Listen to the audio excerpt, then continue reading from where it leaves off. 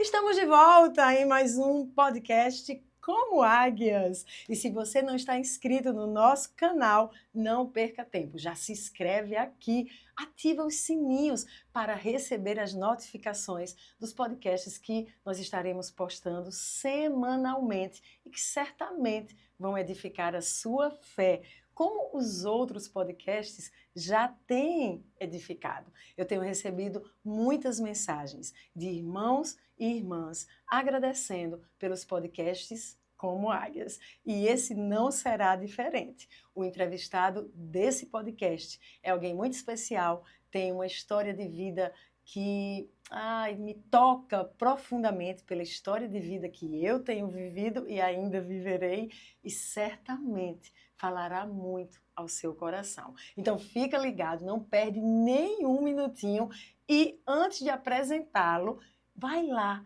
aí no compartilhar, envia já esse podcast para sua rede de irmãos e irmãs amados que necessitam de uma palavra de fé e encorajamento, porque eu tenho certeza que ao final você estará assim, ó, pronto para voar como águia. Então vamos lá, sem demora, vamos apresentar a você que nos assiste o convidado deste podcast, é o apóstolo Rômulo. Seja muito bem-vindo! Muito obrigado, Diomari. Que prazer estar aqui com você. Obrigado aí por essa generosidade, né? Da lembrança, do convite, né? Vocês são muito amados. Você, pastor Paulo, Sim. tenho certeza disso. É um prazer recebê-lo de Amém. coração. Amém. E eu vou deixar você com as câmeras para se apresentar para quem nos assiste. Então, gente, eu me chamo Rômulo, eu sou casado com Camila, pai de 3 princesas, Gabriela, Esther e Ana. Eu sirvo como apóstolo e presidente da igreja Sal e Luz, uma igreja que eu amo, sou muito suspeito de falar. E para mim é uma alegria poder estar aqui compartilhando com você um pouco da minha história. Pois é, e nessa história tem algo que eu falei aqui na introdução que me toca profundamente. E eu quero começar por essa história, Certo. que é a questão da adoção. Uhum. Eu sou mãe de 4 filhos, você os conhece? Uhum. E eu tenho 2 filhas biológicas, mas tenho 2 filhos adotivos. Uhum. E desde que eu era pequenininha, com 7 aninhos, meu pai conta uma história de que eu dizia assim para ele: pai, eu não vou casar, eu não vou ter filho, mas eu vou adotar um filho. Sim. E ele dizia assim: mas por que você não quer ter um filho biológico, você quer adotar um filho? Eu dizia: porque eu quero que alguém que por alguma razão se sente sozinho no mundo possa saber que alguém o amou e o amará, e ele não está sozinho. E eu tinha 7 aninhos. Eu acredito que já era algo de Deus no meu coração. Claro. E aí a gente casou, tivemos Éssila, e quando ela completou 6 anos, chegou a hora, a gente entendeu, de ter um segundo filho. E ali eu disse a Paulo: amor, eu quero adotar um filho, eu quero muito adotar um filho. E a gente orou, enfim, não é sobre mim, a gente esperou 9 meses, chegou Silas, e depois de algum tempo chegou Sávio, e a nossa família, então, temos aí 4 filhos, já sou vovó de um filho de Sávio. Maravilha. Mas vivi a adoção e os dramas da adoção muito de perto. E em muitos momentos, em muitas fases, né, da vida dos meus filhos adotivos e das filhas biológicas. Sim. Então é uma temática que fala muito ao meu coração. E o engraçado, apóstolo Rômulo, é que entrevistando pessoas aqui, sem saber, elas vão compartilhar que algumas delas também foram filhos ou são filhos e filhas adotivos. Sim. Então eu imagino que muitos dos que nos assistem vão se identificar com a sua história. E depois de falar esse tanto, vou te deixar livre para você contar desde o seu nascimento até hoje, o que é que você tem para contar sobre adoção, sobre desafios, sobre conquistas, vitórias, enfim, fique à vontade. Então, eu vejo logo a graça de Deus sobre a minha vida, né? Uma intervenção assim muito especial, porque eu tinha tudo para não estar vivo, né? Tudo para não estar aqui hoje. Eu fui abandonado, deixado na maternidade já no meu primeiro dia de nascimento. Foi essa história que eu soube. E ali eu fui adotado por uma jovem recém-casada, recém-formada, Meu Deus. que tinha esse anseio de ter um filho, mas que não compartilhou, diferente de você, não compartilhou com o seu marido. né? Então, através de uma amiga que soube da minha história naquela maternidade, Tá. ela fez um arrumado de me deixar na porta da sua própria casa. Combinou com essa Ah, amiga, entendi, entendeu? entendi. Naquela época não tinha tanta Não, era muito burocracia, comum, né? muito comum isso, né? Então, meu pai, Tá. adotivo, né? Que eu tenho, até nisso eu tenho graça. Eu fui tão amado pelos meus pais que eu quase nunca me refiro a eles como pai e Pai mãe adotivo. adotivos. É Isso é pai e mãe, tremendo. né? Então, meu pai, saindo de casa, viu aquele pacote, uma caixinha Meu comigo dentro e Deus. deu aquele grito, né? Minha mãe é Danielita, é sertaneja. Aí, sertanejo tem isso, junto o nome do pai com a mãe, né? Não, não só sertanejo, querido. Olha meu nome, o Não, né? misturão, é Pois é. Diomari. Então é Daniel e Julita, ficou Danielita. Eita. E aí ele gritou lá dentro de casa, né? Lita, corre aqui, vem ver. Meu E aí, quando ela veio, meu Ela já filho, sabia. isso só pode ser um sinal de Deus. E olha que ela nem conhecia Jesus, nenhum dos dois conhecia Jesus como hoje Uau. conhece, né? Uau. Mas aí meu pai achou aquilo tudo muito estranho, de repente apareceu enxoval, apareceu berço, e foi aquela festa, os parentes começaram a chegar. Então, foi assim que eu fui acolhido, adotado por essa família. É tão interessante que meu pai, ele mais recentemente, ele confessou para mim que naqueles primeiros dias ele só estranhava, porque ele não tinha se programado para aquilo, Sim. né? E ele ia lá no berço, olhava para mim, e até o Esquisito dia aquilo, que né? eu sorri para ele, interagi. Aí ele disse que fisgou o coração. E, de fato, eu fui criado nessa primeira fase da infância com muito amor pelos dois, né? Então, eu lembro de meu pai me levando para barzinho, com aquele orgulho, me apresentando com orgulho, meu filho. E eu acho que isso facilitou muito o fato também dessa história ter ficado muito clara, porque desde que eu me entendo por gente, que eu soube como eu cheguei. Ah, tá. Nunca lhe esconderam, Não, nunca não. mentiram. Não. Isso é ótimo. Pois isso é é, ótimo. então eu acho que a verdade é maravilhosa, né? Libertadora. Então, O que eu tenho lido sobre adoção, que normalmente dá muita revolta, gera muita revolta, é quando o filho descobre da pior maneira, isso. é um vizinho, é um parente distante, ele já Aham. adulto, e ali vem, Aí é uma quem crise, sou eu, de onde eu vim, é isso, uma crise grande. uma de crise identidade. muito grande, né? Apesar de que, no fundo, um vazio sempre há, E sente, né? né? Por mais que Apóstolo, sente. aquilo tenha sido desnudado, né? A verdade, mas no fundo você pergunta, e aí, né?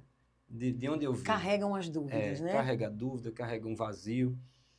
Mas, enfim, e aí meus pais se separaram quando eu tinha 5, 6 anos de idade, né? E um ano depois, minha mãe começou um outro relacionamento e eu fui morar nessa casa, nessa nova casa, agora com um padrasto que já tinha 2 filhos de um primeiro relacionamento. Eu digo que quando a gente é criança, ninguém pergunta se você quer ou não, você vai como parte da bagagem, né? Verdade.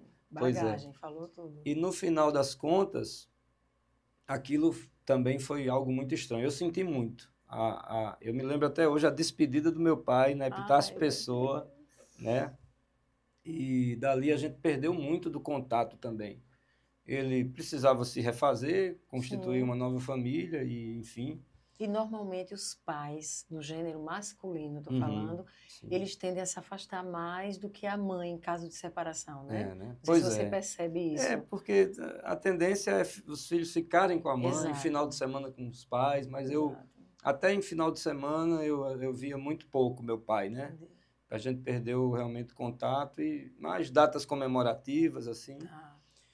E eu acho que esse é um ponto que afeta demais a nossa geração, você sabe disso. Sim.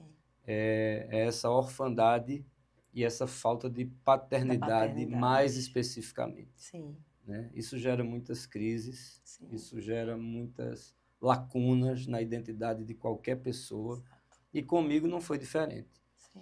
Eu, como eu disse, fui para um novo lar, uma nova família.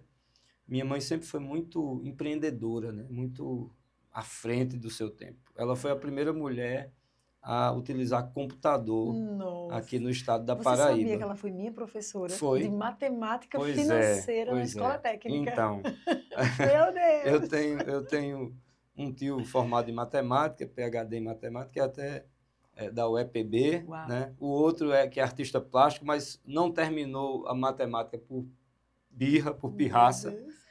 E a verdade é que o cara não pode ser muito normal, né? Que escolhe Mergulhar fazer numa- matemática. Mas minha mãe era dessas, né? Então ela era analista de sistemas na Saelpa durante o dia e dava aula na UFPB à noite, Uau! no Ah, departamento então de foi na matemática. UFPB, acho, não foi na escola técnica. Não, foi na Deve ter sido UFPB. na UFPB. Eu fiz contabilidade, Pronto, paguei ela lá. deu aula É de isso. matemática financeira, É isso. né? Então, muito assim, para frente, muito. E trabalhava 3 expedientes, Meu né? Deus. De dia na antiga Saelpa Sim. e à noite na UFPB.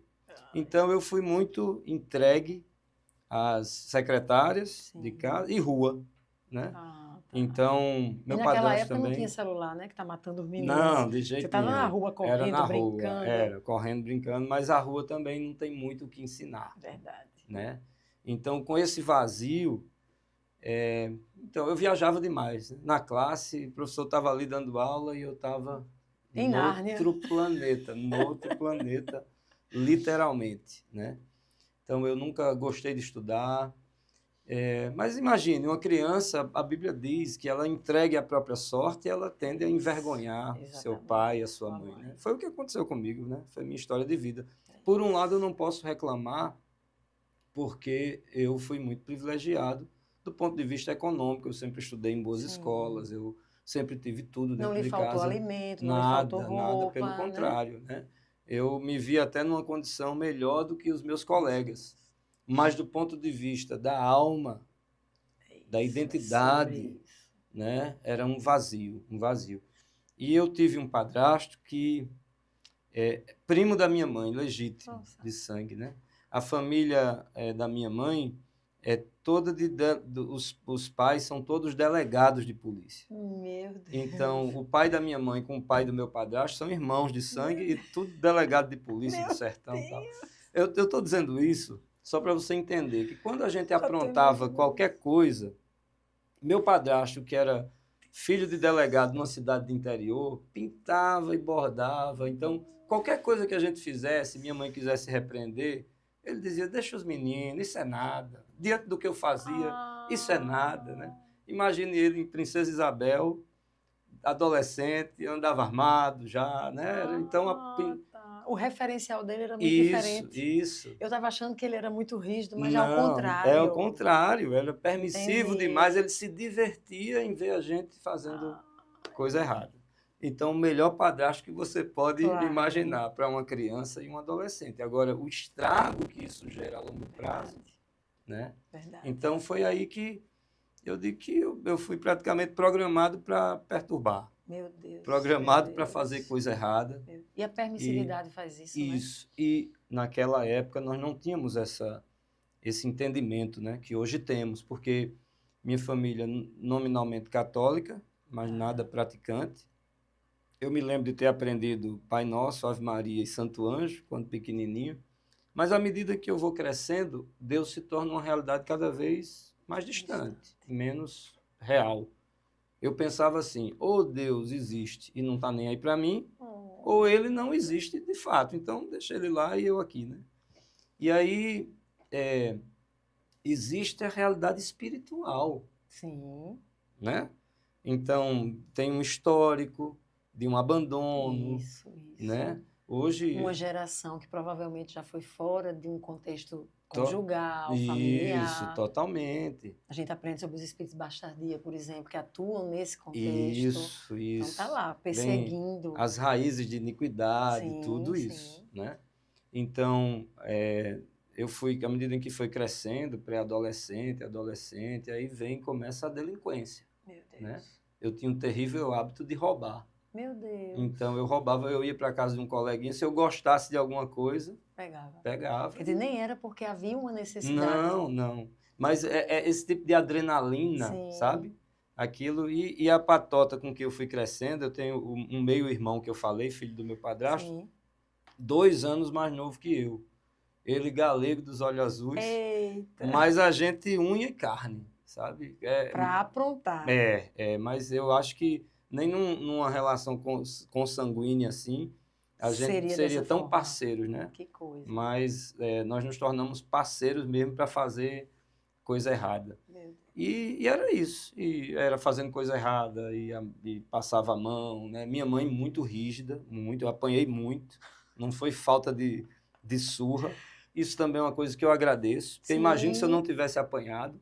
Olha, né? Silas aprontou muito. Uhum. Me desculpe interromper. Não, pode falar. Porque me veio aqui essa expressão, e apanhou muito. Uhum. E aí meu cunhado, quando via Silas, dizia, fazendo uma referência a Silas Malafaia. Sim. Aí dizia, lá vem Silas que apanha mais do que Malavéia. Que apanho! Pois é. Mas eu acho que isso foi bom. Isso não é ficou bom. tão solto. Deixa eu contar um episódio que eu acho interessante contar, e que tem muito a ver da forma como eu fui criado. Um dia, numa dessas festas de família, né, piscina, churrasco, cerveja, minha mãe fumava e disse para mim e para os meus primos, olha, quem conseguir pegar esse dinheiro primeiro e comprar para mim uma carteira de cigarro, eu deixo ficar com troco. E aí um dos meus primos foi mais rápido, pegou o dinheiro e saiu. E eu fiz uma birra, né? Comecei a chorar e disse, a senhora só não me deu esse dinheiro porque eu sou adotado. Eita, a velha manipulação. Pois é. Mas não funcionou, não. Não, né? Não, ela me pegou pelo braço, levou num quarto, me deu uma surra e disse para você aprender a nunca mais abrir sua boca para dizer uma besteira dessa. Eu já ficava chorosa. Né? Virei uma bolinha, né? Pois é. Então, nunca mais eu usei desse expediente aí, né? Então, eu fui criado muito assim, muita franqueza. Da parte da minha mãe era o seguinte, ó, você está aprontando as coisas, você, cuidado, porque eu só vou até aqui, né? E depois veio a droga, né? A partir dos 14 anos eu comecei a beber, cigarro, luau, depois maconha, e aí abriu uma porta para a pior experiência da minha vida, embora naquele momento, como diz a palavra, né? Há caminhos que para o homem parecem perfeitos, mas o final deles são caminho de morte. Né? E a coisa de um abismo chama outro abismo. Isso é muito real. Né? Você começa com uma bobagem, não, é só um copinho de cerveja. Isso. E termina ali num vício mais pesado. E eu me lembro muito bem que era assim mesmo. Não, só final de semana. Aí você tinha um feriado naquela semana. Não, só esse feriado. É isso aí. Daqui a pouco a gente precisava estar usando todos os dias. Meu Deus. Né? E todo o tempo. Então, com 14 anos...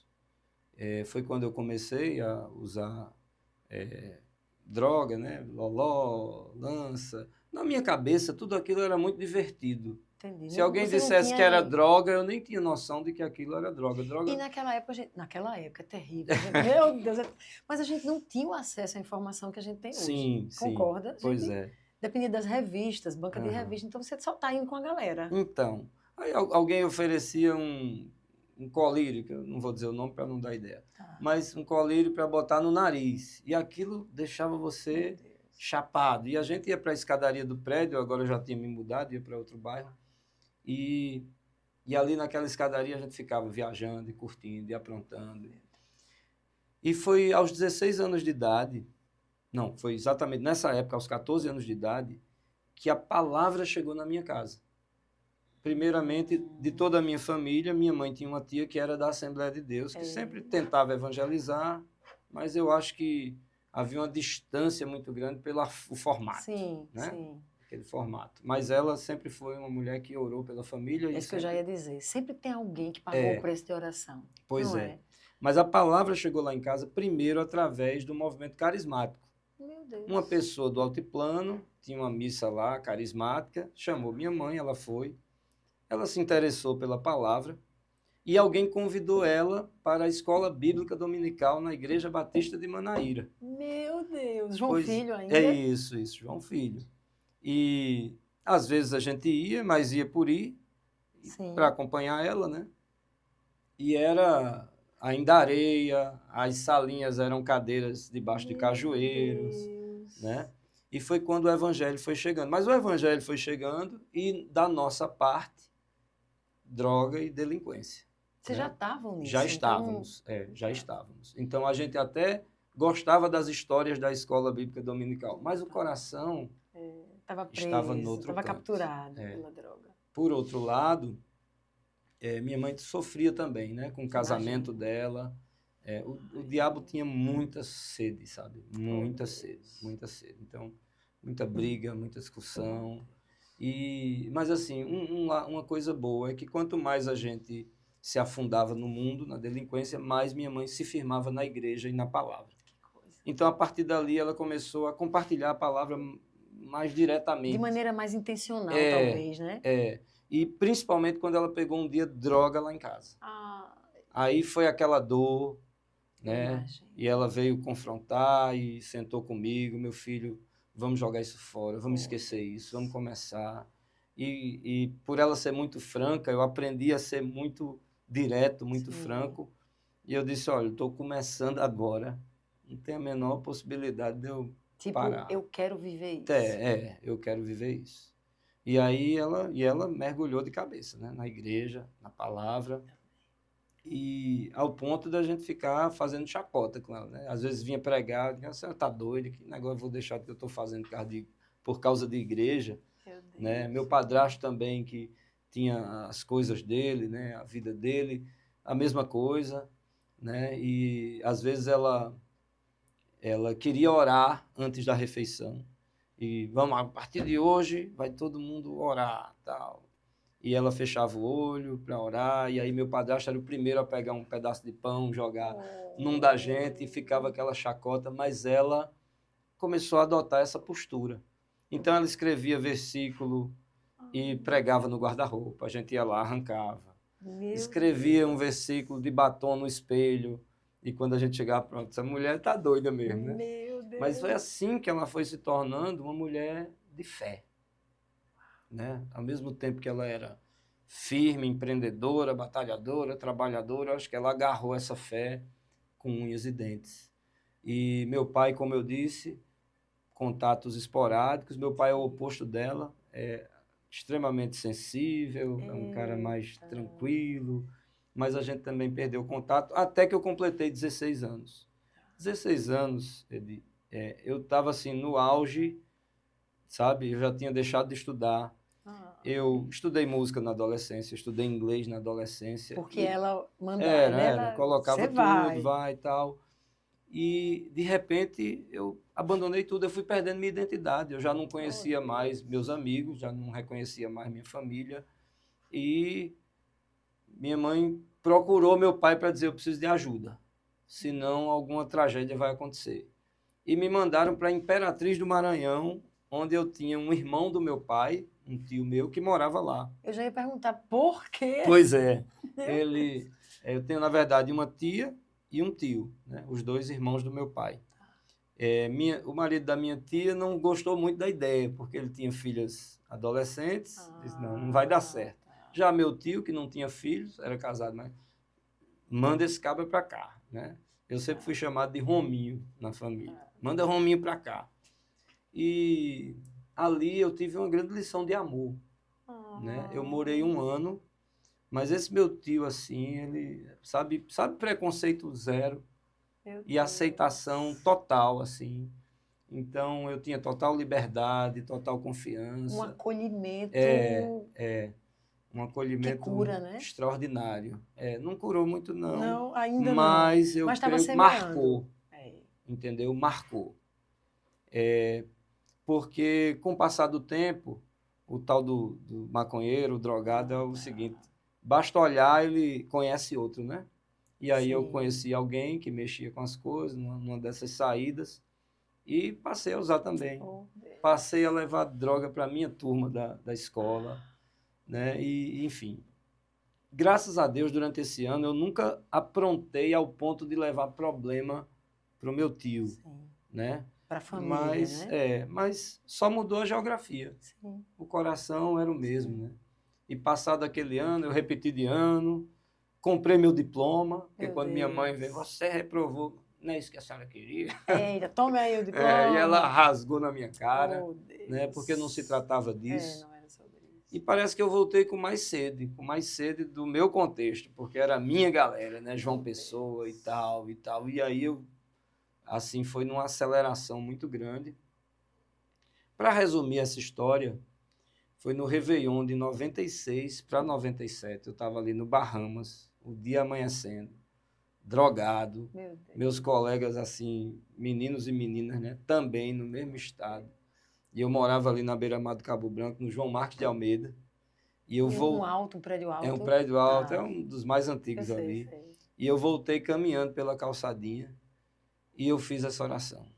Deus, se o Senhor existe, porque esse momento, né, é a palavra, como você disse, é uma semente. Foi semeada. Né? Ela havia sido semeada.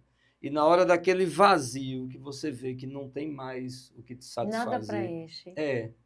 Então, Já eu devia fiz ter essa oração. sexo, droga, tudo. Tudo, porque normalmente vem acompanhado, tudo. Eu misturava maconha com Roupinol, com droga. Eu acho que foi isso que mais me assustou. É quando eu cheguei num ponto que eu não tinha controle e quando eu cheguei num ponto em que eu acordava e não sabia o que eu tinha feito.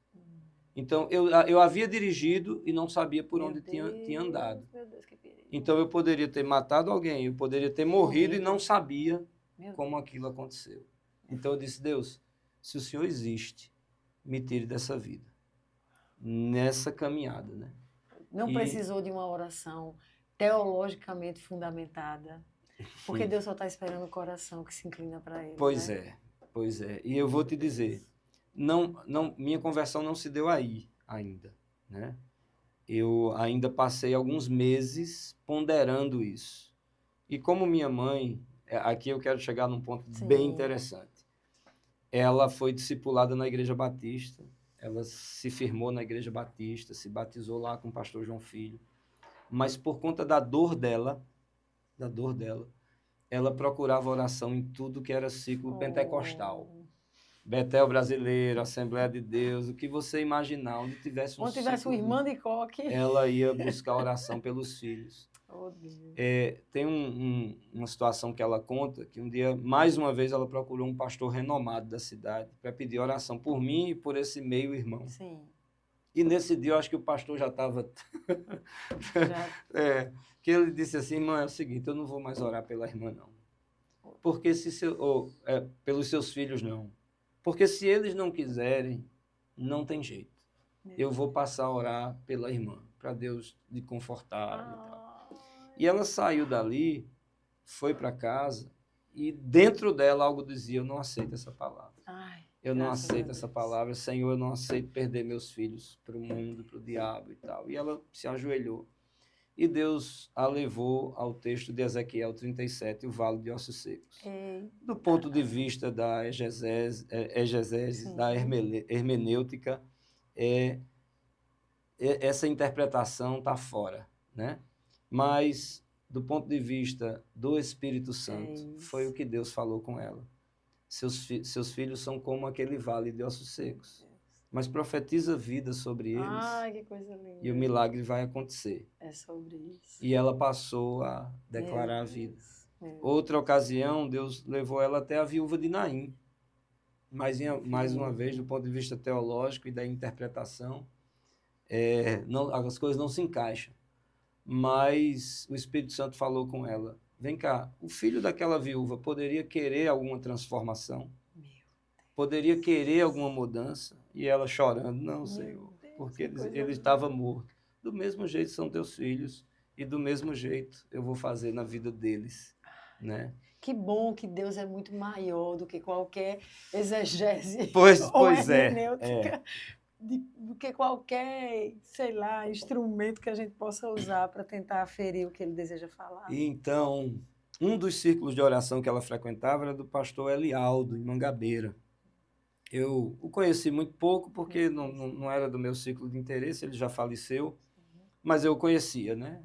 Algumas vezes eu tinha deixado minha mãe lá. E nesse momento de desespero, uns 4 meses após aquela oração que eu havia feito no início do ano, eu corri para lá, sem dizer nada a ninguém. Meu Deus. E eu disse, pastor Elialdo, eu vim aqui. Ele já me conhecia por causa da minha mãe. E minha mãe estava em estado de choque por um episódio que havia acontecido. E eu levei ela lá. E ele perguntou qual era o problema. E eu disse, o problema era eu. Eu quero entregar a minha vida para Jesus. Meu Deus. E naquele dia eu tomei uma decisão por Jesus. Quer dizer, e não aconteceu nada assim de anjo tocando corneta, raio do céu. Não. Foi Meu Deus. um trabalhar do Espírito, né? É ele quem convence. É isso. Então ele já vinha tratando. Meu E Deus. ali eu entreguei minha vida para Jesus. E passei a frequentar a Igreja Batista de Manaíra. Por isso eu sou tão apaixonado pela igreja. Sim. Porque ali houve um corpo de irmãos que me acolheu Sim, também, sim. naquele momento, né? As pessoas sabiam da história, dos pedidos de oração, mas eu fui não muito... ofereceram rejeição. Não, de jeito nenhum. E olha como Deus foi gracioso comigo. Naquele ano, haveria uma viagem para Israel. E minha mãe foi perguntar se pastor João Filho aceitava me levar. Meu Deus. Como para essas coisas ele era tantã da cabeça, ele disse, levo, com Ou certeza. seja, tu entrou no ônibus e já sentou na janela. Já Aí, estava em Mário, Israel. sinceramente, eu não sabia o que é que eu ia fazer em Israel. Danado eu quero com Israel. Né? Mas era uma viagem, uma oportunidade de uma Claro, viagem exterior, internacional. já Eu pensou? vou. Para você ter ideia, eu ainda trouxe cachimbos para os meus amigos da Terra Santa. Cachimbo de porcelana com prata, né? Nada na cabeça, mas eu vou te falar. Aquelas ministrações, pastor João Filho, no jardim do Getsemane, Ai, Deus. no túmulo ali também. A cada ministração, Deus ia, parecia Mais uma profundo, né? faca entrando, e eu chorava. E eu me lembro que nessa ministração do Jardim das Oliveiras, houve um quebrantamento da minha parte. Eu me abracei com o pastor João Filho. Eu tive o privilégio o meu batismo foi na Terra Santa, eu não tive outro. Né? Que coisa então, linda. Deus foi muito gracioso comigo, muito amoroso. E dali eu fui para Jocum.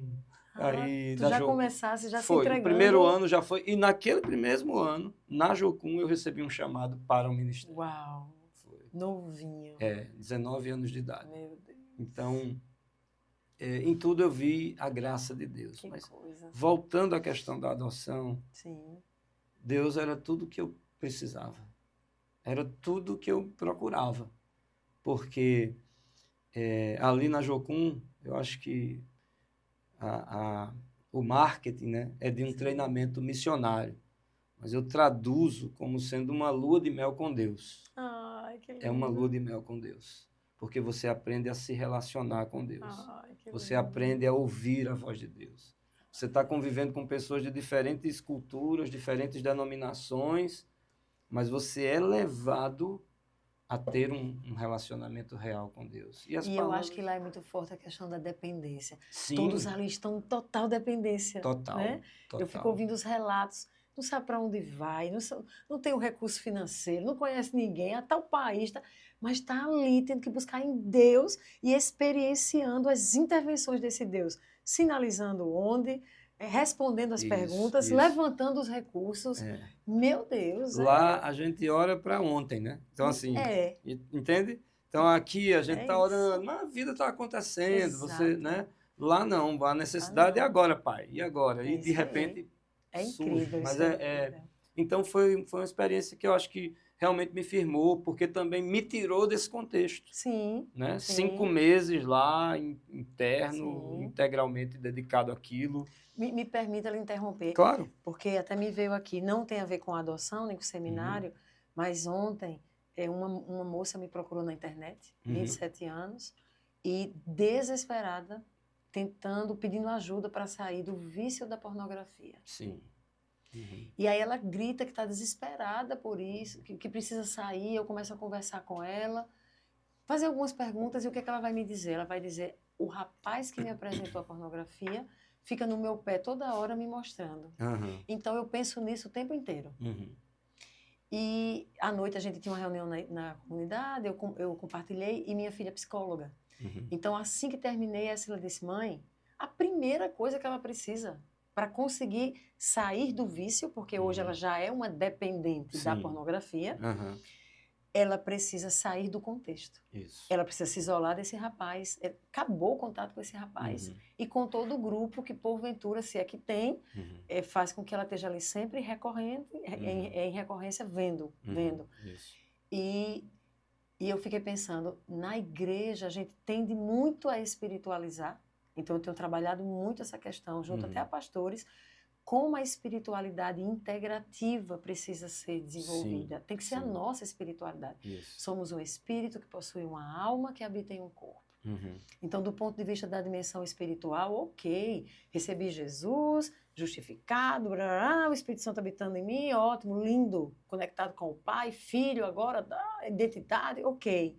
Mas do ponto de vista de alma, sede de pensamentos, emoções, vontades, habilidades relacionais, isso tudo aqui traz lixo, contaminações da vida anterior. Então, feridas estão lá, padrões de comportamento estão lá, padrões de emoções, reações diante de determinados estímulos também estão lá. Claro. E, sobretudo, as experiências vividas que me fizeram dependente de determinadas realidades. E contexto está lá. Então, e fisicamente, geograficamente, onde é que eu estava? Quando eu passo nesse lugar, quando eu entro naquela sala, quando eu estou de frente para essa televisão.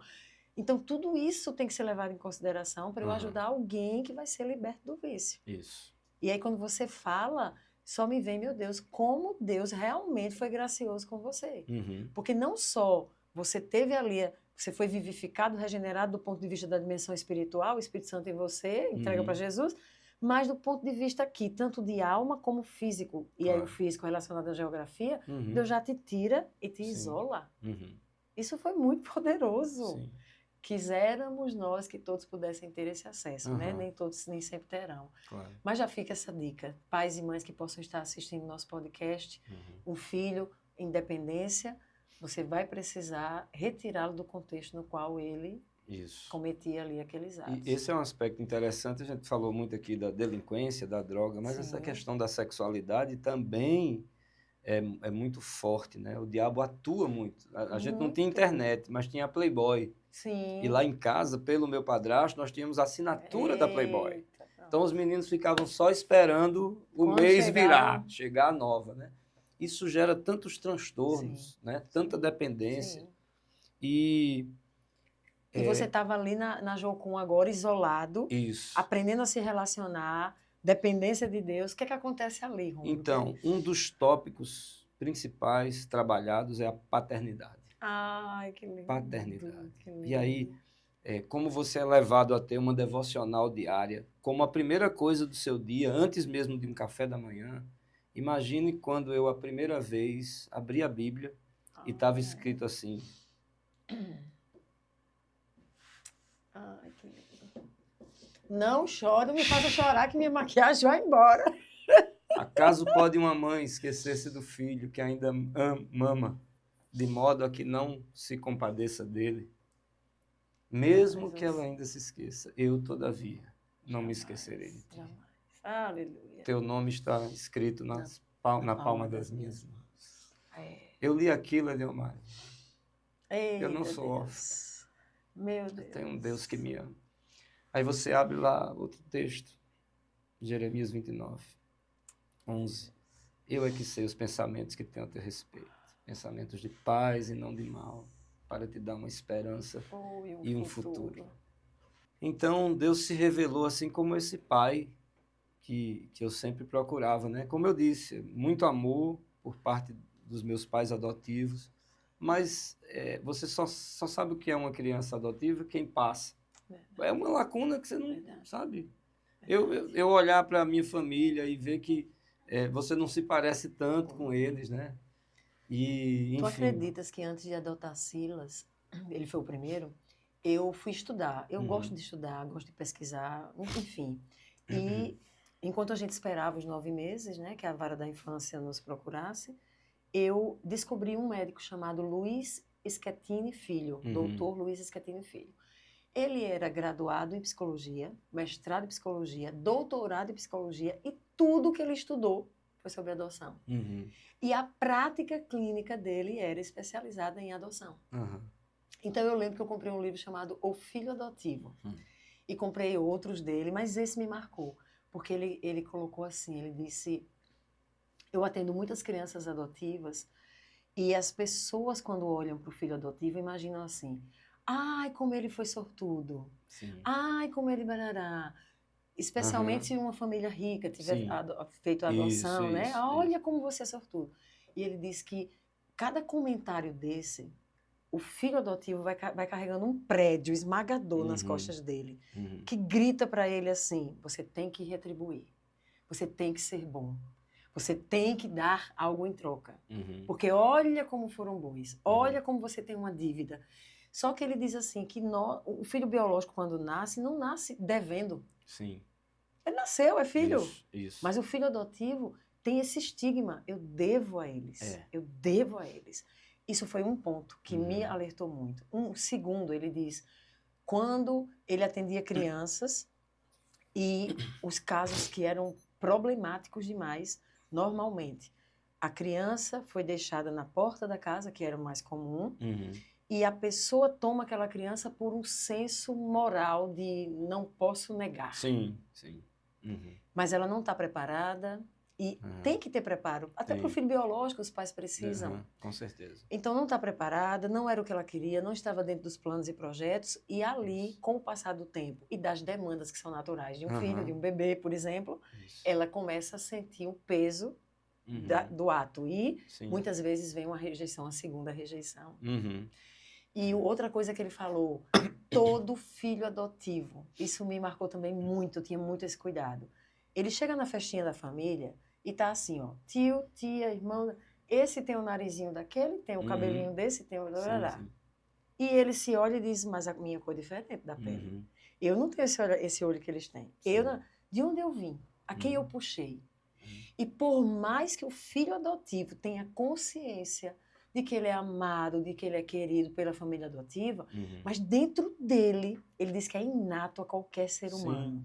É a dúvida, então, a grande interrogação, quem eram as pessoas que me geraram? Por que eu tenho... Aí eu lembro que ele fala assim no livro, por que o meu nariz é assim como é? Ele usa muito essa analogia com o nariz. E então ele dizia, todo filho adotivo um dia vai querer saber alguma informação.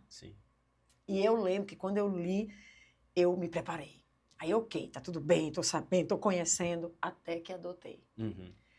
Quando o Silas foi crescendo, que eu vi aquele menino mais puxado pro negro, e Éssila lourinha do olho azul, nasceu com o olhinho azul, depois foi ficando verde. E a família branca. Então, aquilo ali já começou a me incomodar. Eu já comecei a ser aquela mãe que eu tenho que proteger Silas. E as pessoas não estavam necessariamente querendo fazer mal a ele, mas o alerta que eu tinha do livro era eu tenho que protegê-lo, para ele não se sentir diferente. Então, era uma coisa que não ficava natural. Eu estava sempre tentando fazer com que ele se sentisse igual. Ele não era igual, fato. Não tem como. E embora eu contasse a história dele desde o começo, mas eu não agia, assim, sabe, de descansar e relaxar. Então, eu tentava por todas as formas. Eu acho que isso prejudicou muito o Silas. E eu lembro que um dia alguém estava falando que sempre vai ter essa conversa na mesa, menina, eu sou magra que nem você, eu puxei painho, eu puxei maninha. E a gente estava nessa conversa e eu vi que Silas baixou a cabeça. E aquilo me partiu o coração, porque lembrei do livro. E naquela hora, eu fiquei, ele vai querer conhecer a mãe ou o pai biológicos, para saber de quem ele puxou. Rômulo, eu entrei num drama. Que eu passei assim uma semana chorando e dizendo, ele não vai mais me amar, ele vai descobrir que o nariz dele, olha que coisa, é igual ao da mãe biológica, ele não vai mais me querer como mãe. Meu Deus, eu fiquei em desespero. Então assim, eu passei uma semana que eu chorava copiosamente, olhava para ele, eu chorava, ele não entendia, ele me abraçava, mamãe, e eu chorava. E demorou um tempo para eu conseguir, assim, me liberar daquele medo de perdê-lo. Por causa dos traços que ele encontraria numa mãe ou num pai biológico. Então, hoje, já perto dos 50, mais madura, eu já conseguiria ouvir dele, eu quero conhecer meus pais biológicos. E eu já ficaria assim, tipo, ok, ele precisa disso. Para ter respostas. Isso não quer dizer que ele não vá me amar mais. Né? Claro. Mas doeu muito para mim o tempo, foi muito difícil. Então, eu entrava em pânico. Quando o sábio chega e sabe mais pretinho, aí era que era mais sofrido. Mas, graças a Deus, assim, eles foram muito bem recebidos na família. Então, a família os tratou desde sempre como são daqui, ninguém nem lembra. Um dia desse eu estava não sei onde, e o médico estava com Silas. E o médico perguntou, e na família? Isso deve ser muito chato. Já supera. Já, É, porque sempre já. vai ter a pergunta. Sempre, Tem alguém na sempre. família que tem? Tem histórico, não sei. Ah, e aí essa hora ele sempre olhava para mim e eu ficava Aí eu sentindo só eu digo que tremendo para não. chorar. Eu não. Aí ele dizia, não sei. Aham. Ele sempre dizia, não sei. É. Aí eu ficava, a gente não sabe, doutor. Pronto, eu já estava para chorar. Uhum. E com o Savinho era mais forte, né? Mas acho que existe algo da parte de Deus, e só pode ser divino, é uma graça, Uhum. que eu acho que vai trabalhando no interior do filho adotivo a ponto dele conseguir lidar com essas questões que não são fáceis. Sim. Não adianta dizer que é fácil. Sim. E eu trabalhei com eles, então eu sentava com eles e dizia, filhos, vocês não têm que nos dar nada em troca. Uhum. Vocês não têm, vocês não nos devem. Nós tomamos a decisão muito conscientes, porque queremos amá-los uma outra forma de amor, viver uma outra forma de amor. Sim. Vocês não nos devem. Então, eu trabalhei algumas coisas, mas Claro. essa da identidade você não tem o que fazer. Não tem o que fazer. Não tem. Uma outra questão é você também não se sente no direito de exigir muito, ou exigir mais, como qualquer filho faz, né? Sim, Tipo bate assim, o pé, né? eu não merecia nada nessa história, eu já tenho Isso. tanto, como é que eu vou... Claro, pode haver exceções, né? Dependendo Sim. da criação, tem Isso. filhos que até passam por um lado de abuso, que Mas mesmo extrapolam esse tudo abuso isso. tem algo por trás. Da revolta, É. né?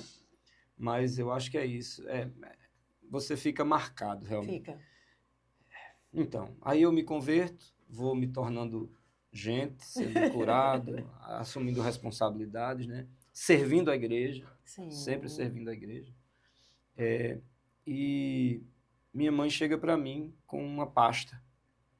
Ó, tá aqui para você, hoje você tem condições de receber isso. E era uma pasta, tava minha pulseirinha da maternidade, um cartão de recomendações para mim, né? Ó, esse bebê precisa limpar o umbiguinho, dar assim, assim, assado, um cartão de vacinação e dar o horário de nascimento, tal, tal, tal. E aí eu soube que eu nasci numa maternidade que não existe mais, acho que é Santa Isabel, lá no Anel da Lagoa, e eu fui lá. Olha aí, tá vendo que lá dentro tem para saber se eu...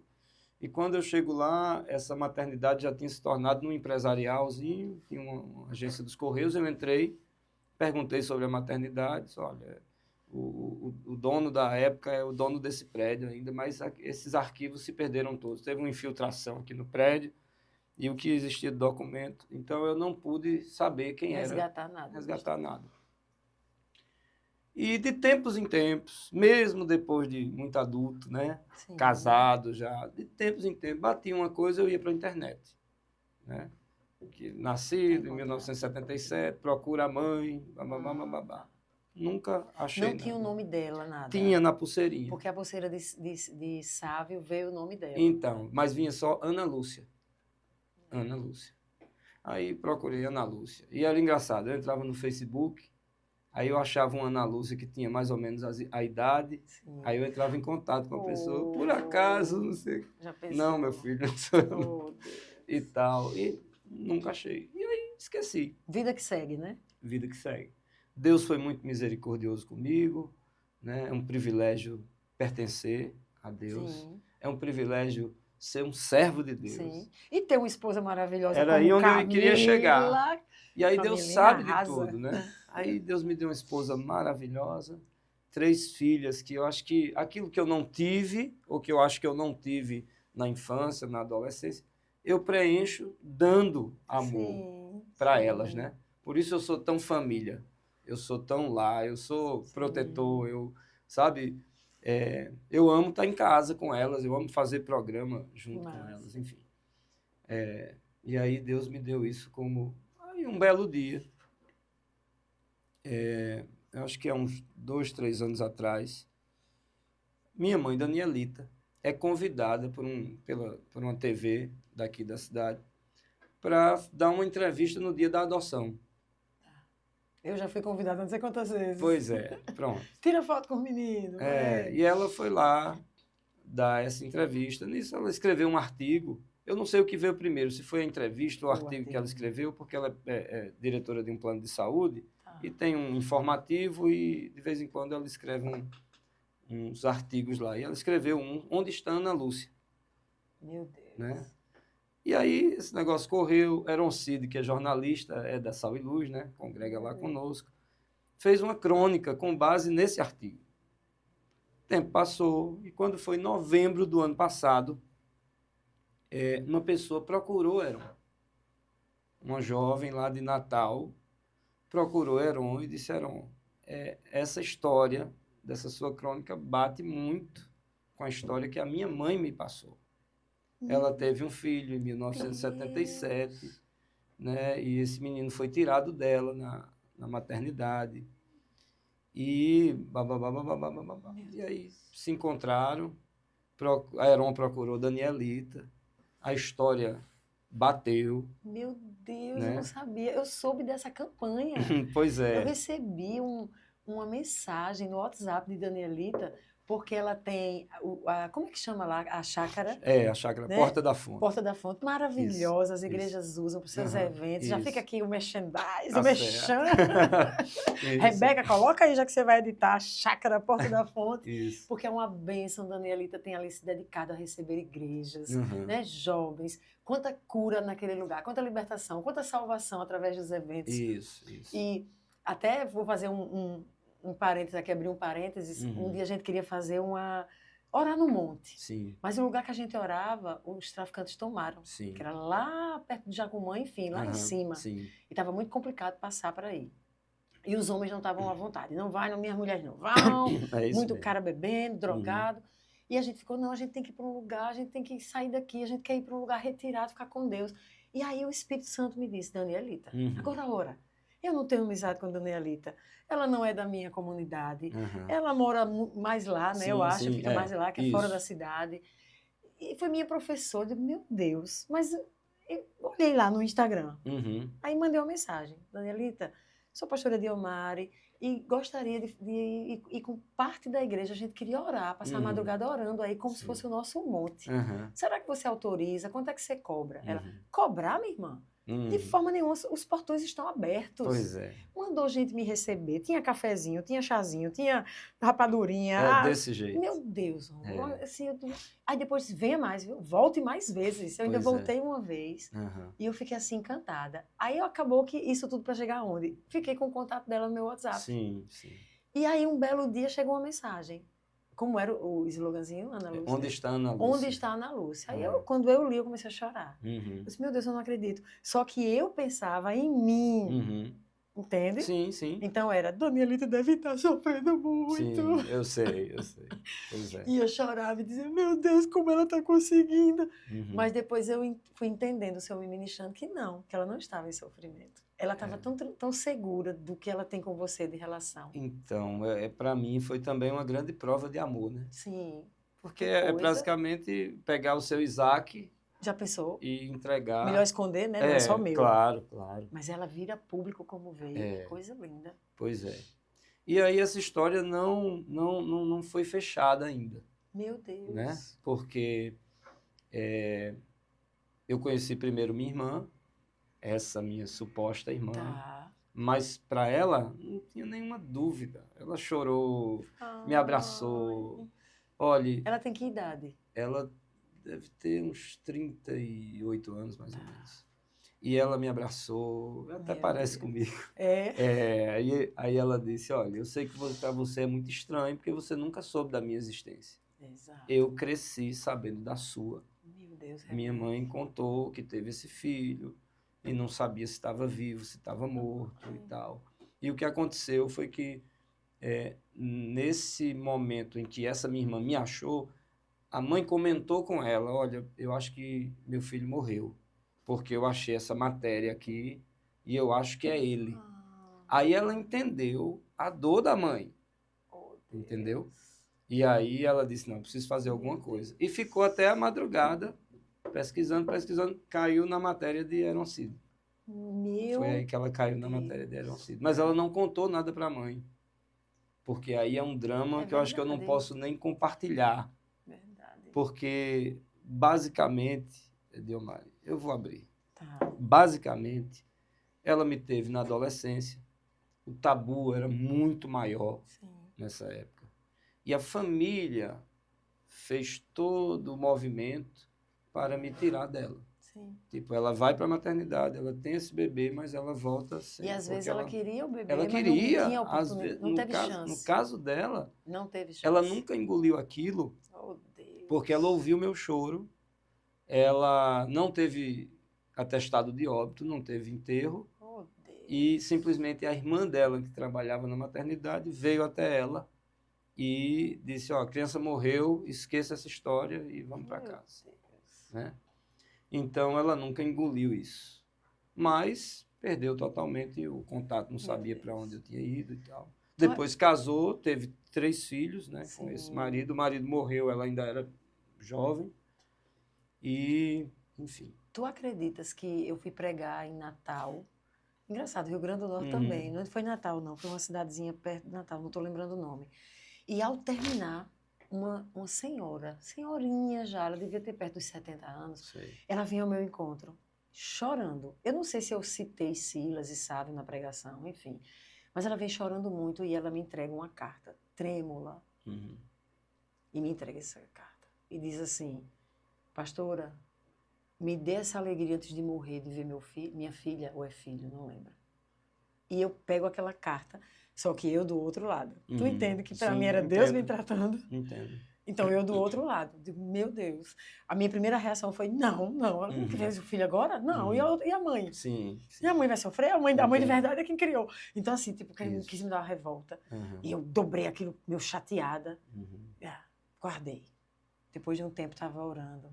Peguei um dos meus cadernos. Quando eu abro aquela carta.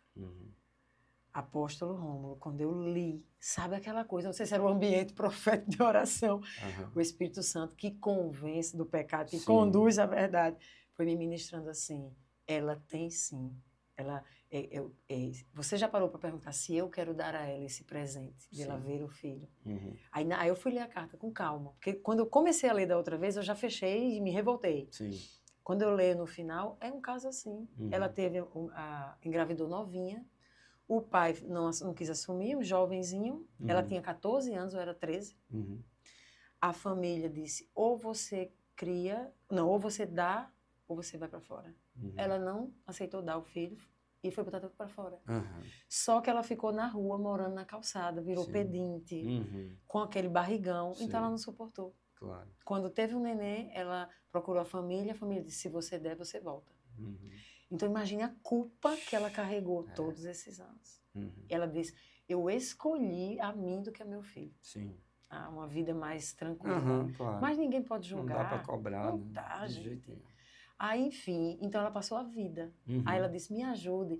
E aí, quando eu vi a história de Ana Lúcia, que eu terminei de ler a carta, me lembrei da carta dela. Aí eu tenho uma amiga que chama Micarla, que ela é crente, ela é de Natal, é de um grupo de emissora, de rádio, já foi prefeita de Natal, inclusive. Entrei em contato com Micarla. Fotografei a carta e disse, Micarla, você está no meio de comunicação, me ajude a achar. Mas nunca recebi resposta também, sabe? Queria muito ter essa resposta. Pois é. Então, em janeiro desse ano, eu tive um encontro com a Ana Lúcia. Meu Deus! Nós nos encontramos e muitas histórias, mais de uma vez nos encontramos. Mas assim, não tem aquelas coisas de você ver na televisão, aqueles programas. Sim, que já chega... Tem nada a ver com aquilo. Não tem um relacionamento construído, né? Não tem nada a ver com aquilo, né? São histórias assim marcadas por muita dor, né? Cada um tem seus processos, seus caminhos, e é uma história que não está ainda resolvida, né? Mas está no processo. Está num processo. Vocês terem se encontrado. Não, claro, né? claro. É um portal que está assim aberto e, enfim, vamos continuar caminhando. Mas é uma coisa que também me desestabiliza, sabe? Você sabe, ministério não é fácil. Não. Né? Hoje eu sou muito inspirado pela vida de um bispo africano, bispo Dag Mills. Ele é médico de profissão, né? E abandonou a medicina para se dedicar ao ministério. Ele, estudei tanto, ganhei prêmios durante o tempo de estudo na medicina, mas não existe nada mais difícil do que você desenvolver um ministério. Porque, sabe, você tem que se desdobrar. Então, em algum momento, eu me vi muito ligado emocionalmente a tudo isso. Não poderia ser Sim, diferente. não poderia. Né? E quando eu vi, eu já estava... Isso já Mergulhado. estava me prejudicando, entende? Então, eu tive que voltar um pouquinho para a minha centralidade. Sim. Eu tenho uma família, eu preciso... Mas essa história, ela ainda vai continuar, a gente, sabe, as coisas vão chegar. Mas é isso. Sabe o que é que eu vejo? Eu vi tanto aqui no seu testemunho as intervenções do Senhor de uma forma tão maravilhosa. É isso que conta. Que ele, aquela coisa, ele vai consumar, essa obra vai ser completa. Claro. Não tenho dúvida. Vai ser E aí, por exemplo, o meu relacionamento com meu pai hoje é maravilhoso, né? Porque pelo menos uma vez por semana, a cada 15 dias, eu passo lá, pego ele, a gente sai, vai tomar um café. Estive com ele, acho que na terça-feira a gente saiu para tomar um café, a gente vai lá para fazer propaganda, pode? Vai lá no Canelli tomar um café, e aí encontramos um amigo, aí meu pai não tem nada a ver comigo. Aí o cara, olha, seu filho tem seu DNA, viu? Tem o senhor com 70 e tantos anos, jovem, olha como ele é jovem. Com minha mãe acontece a mesma coisa, né, Danielita? Deixa eu te contar uma coisa que foi ridícula. Estou no elevador com Silas e Sávio. Eles têm 2 anos de diferença. E outra coisa, Silas é mais gordinho, Sávio é mais pretinho, bem mais pretinho. Não tem nada em comum com o outro. E 2 anos de diferença. Entra uma mulher, aí olha, são seus? Eu disse, são meus filhos. Ela, são gêmeos? Mulher, menos. Pois é. Mas assim, então em tudo é a graça de Deus, é o favor de Deus, sabe? Eu não tenho como não amar esse Deus. Eu não tenho como não tenho como esquecer essas intervenções, sabe? E até aquelas que a gente não tem consciência. Verdade. Né? Verdade. Então, quanto mais eu busco, quanto mais eu me aproximo, mais eu quero estar, mais eu quero viver para a glória dele. Amém. Né? Amém. Hoje eu sei que suas filhas também vivem com você. Pois é. Tem um coração no Senhor, sua esposa. É aquela coisa, Deus toma ali o órfão. O texto que ele lhe deu ali na Jocum, ele diz, você não está sozinho. Sim. E agora me veio o Salmo, eu vou colocar você no seio de uma família. E aí você construiu essa família. Né? E uma família que a gente mora no mesmo condomínio, então eu sempre passo ali e vejo você com elas brincando. É lindo como Deus te deu uma família. Né? E a partir disso, viver as experiências que ele tem. E aí a palavra diz, assim, a vida da gente, se as pessoas elas se abrissem para entender o que significa a Bíblia, a palavra de Deus, realmente, não o que a religião quer passar. Não é sobre isso. Né? Mas como Deus é o verbo, né? Como ele é a palavra. E como essa palavra nos impregna e nos transforma. Por isso a coisa do metanoia, que é o seu evento lá. É mudança de mentalidade, a palavra muda. Ele pega o solitário e faz com que habite em família. E liberta os cativos para a prosperidade. É lindo. Meu Deus. É a realidade. É a realidade. E as pessoas estão discutindo coisas que não levam a nenhum lugar. E tantas vezes sem esperança nenhuma, porque estão com os olhos só no natural. Essa palavra ela é poderosa. Então, muitos dos meus amigos, assim que eu me converti, primeira coisa, Deus me deu essa pegada evangelística. Sim. Eu ia falar para os meus amigos, né? Agora que eu era uma nova pessoa e tal, e falar. Alguns deles hoje são pastores da Salve Luz, estão na liderança da Salve Luz. Outros não acataram essa palavra. Não tem 2 dias eu estava levando um para uma comunidade terapêutica daquela época de adolescente. E aí eu sentei para fazer a ficha dele lá no RV, né, que é o Resgatando Vidas, e o monitor pegou o documento dele e disse, aqui só tem o nome da mãe, você não tem pai não? Eu vi como aquilo, o cara com quase 50 anos de idade, ele disse, meu senhor, é do jeito que está aí, o que é que o senhor está perguntando? Quer dizer, você quer trazer de novo à tona. Mas veja, a lacuna da paternidade. É muito sério. Né? Eu não lembro os dados específicos, teve algum podcast que eu tratei isso, mas o Brasil é enorme o número de crianças que não tem o nome do pai na certidão. Você disse, isso é bobagem? Não é bobagem. Não é. Então, enfim.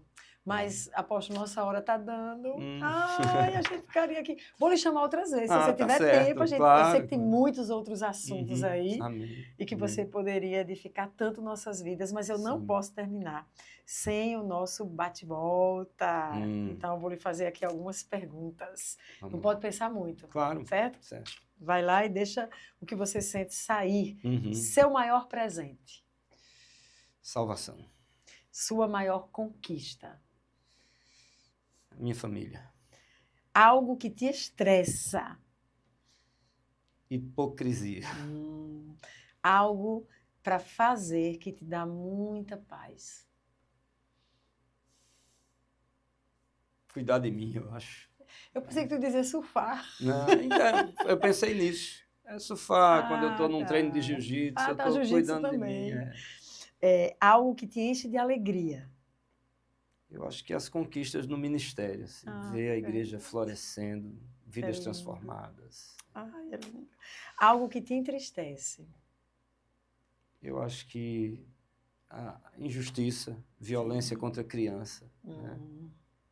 É assim, é o indefeso na mão de um algoz, do né? agressor. Isso. Ai, terrível. Uma boa lembrança. Meu casamento com Camila. Uma bagagem pesada que ainda precisa ser deixada. São algumas. Às Ai, vezes eu meu Deus. respiro fundo ainda. Mas Pede ao Senhor. Tem pessoas que vêm e dizem assim, não tenho nada. Aí dentro de mim eu penso, ela ainda não acessou o que tem. Porque eu não imagino que exista alguém que não tenha uma bagagem que ainda precisa. Me permita, a vereda do justo é como o nascer da aurora que vai brilhando cada vez mais até ser dia. Esse dia perfeito é só quando a gente chegar lá. É sobre isso. Um grande desafio. Eu acho que não me entenda mal, construir uma mega igreja. Sim, no sentido de muitas pessoas salvas, Muitas resgatadas, pessoas. restauradas. O Bispo Deg diz assim, se nós temos 7 bilhões de pessoas para alcançar, a gente não pode se conformar com uma igrejinha há 20 anos com... Nossa visão tem que ser larga, nada menos do que as nações. Uau, é sobre isso. Uma resposta de oração. Eu acho que tudo que eu vivo hoje é fruto do que eu orei lá atrás. É a graça de Deus, mas Ele usa a oração como... Sim, a chave, né, que destrava ali as Isso, portas. isso. Algum medo? Falhar, decepcionar. Um sonho realizado? Família, novamente. Um sonho a realizar? Eu acho que é completar a carreira, combater o bom combate e guardar a fé. E uma palavra que você deseja deixar para quem nos assistiu e nos acompanhou nesse podcast. Aí você pode entregar a eles. Então, eu quero entregar Provérbios, capítulo 3, a partir do verso 4. Eu acho que esse é o texto da minha vida, porque eu cheguei para Jesus totalmente destruído, caráter destruído, a alma destruída. Não pensava nada, não me amava, consequentemente não amava as pessoas, não devia ter nada. E aí, Provérbios 3, verso 3 em diante, diz que o amor e a fidelidade jamais o abandone. Prenda-os ao redor do seu pescoço, escreva-os na tábua do seu coração. Então você terá o favor de Deus e dos homens e boa reputação. Aí vem, verso 5. Confie no Senhor de todo o seu coração e não se apoie no seu próprio entendimento. Reconheça o Senhor em todos os seus caminhos e Ele endireitará as suas veredas. Como eu te disse, se as pessoas soubessem quanto Deus é real e o quanto essa palavra ela é poderosa para mudar a nossa realidade e o contexto da nossa história, elas viveriam comendo essa palavra, não apenas lendo, comendo essa palavra. Então, encoraje-os aí, ó. Então, eu quero encorajar você a pelo menos deixar que essa curiosidade, essa fome, essa sede te leve a buscar ao Senhor. A palavra diz, buscai ao Senhor enquanto é possível achá-lo, invocai-o enquanto está perto. Então, foi a melhor decisão que eu poderia ter tomado na minha vida. E eu espero que você se abra porque em Deus não há possibilidade de nos decepcionarmos. Jesus Cristo é a graça em manifestação. Ele está de braços abertos esperando por você. Numa das várias formas em que Jesus quis revelar o coração do Pai, e para mim a principal, é quando ele conta a parábola do filho pródigo, né? Aquele filho que, por não conhecer o pai, procurou de todas as formas preencher esse anseio pela eternidade. E mesmo sujo, totalmente envolto à culpa, ele, ao voltar para casa, ele encontra um pai que se apressou para abraçá-lo, beijá-lo, restaurar sua identidade, anel no dedo, sandália nos pés, vestes novas, manda matar o novilho, vamos festejar, nos alegrar, porque esse filho estava morto e reviveu, estava perdido e foi achado. Deus te ama e ele está de braços abertos. Deus fica ansioso? Vale a pena a gente... Deus está ansioso pela sua volta, esperando por você. Uau. Ouviu? Deus te ama. Você é amado do Senhor. Ainda que nesse mundo que jaz no maligno, os relacionamentos interpessoais, e aí entra papai, mamãe, filhinho, esses relacionamentos não consigam expressar a perfeição do amor de Deus. E ainda que a gente sofra abandono, rejeição, sofra, mas há um Deus que te ama. Há um Deus que te criou com um propósito e, como o apóstolo Rômulo disse, tem planos maravilhosos sobre você. Não são planos de te causar dano, de te fazer sofrer, mas são planos de te dar esperança e um futuro. Então se encha de esperança para viver o futuro que Ele tem preparado para a sua vida. Amém? Não deixe de se inscrever no canal, de ativar o sininho e de compartilhar esse podcast com outros irmãos e irmãs. E não posso terminar sem lhe dizer algo. Como mãe adotiva e como uma amiga do apóstolo Rômulo, seja empático com aqueles que carregam dores na sua história.